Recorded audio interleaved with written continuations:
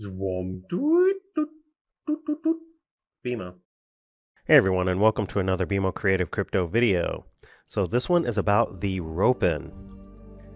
So the Ropen, meaning demon flyer, has been witnessed in the vicinity of the Indonesian Papua province and the nation of Papua New Guinea. The Ropen is described by the locals as a man-sized featherless bird, bat-like wings with a huge wingspan of over 12 feet or more, large mouth full of teeth, and a large bony fin on the back of the head.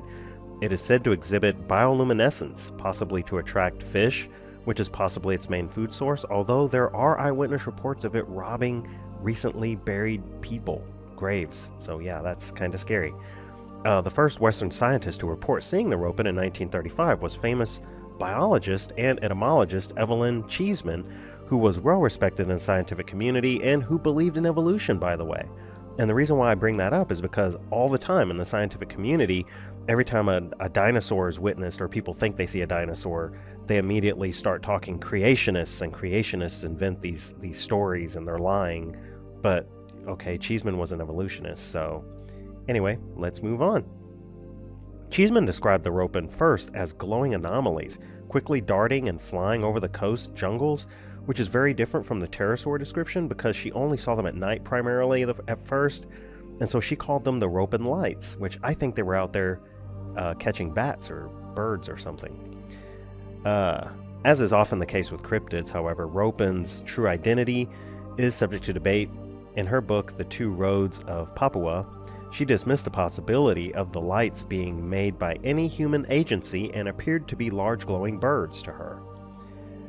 Some believe it to be related to the Ramphorchidae, which is a prehistoric bird, basically, a diamond-shaped long tail, while others suggest that the Ropen is a misidentified bat, since there are over 30 different species of bats in the area, and the fruit bats, like flying foxes, can get to be really big, like 6-foot wingspan.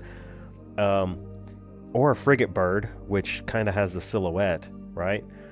So I found these two photos of Ropen, and to me they don't look like any of those, but anyway. The book Searching for Ropen says that the Ropen lights only stay on for like 5 seconds or so over the Umbai Islands, so you have to be in the right place at the right time to see them use their bioluminescence. But otherwise, they're described as being called the Dua over those islands because they're said to have over a 20-foot wingspan, but as far as I could tell with all the research I've done, this is the exact same creature, just a different language describing the same creature. So, flying lights over Papua New Guinea have been reported for a long time, but scientists also say that there isn't any equivalent in New Guinean mythology, however, like the ancient folklore from the New Guinea and the Papua New Guinea area doesn't talk about flying, glowing birds, but they actually do.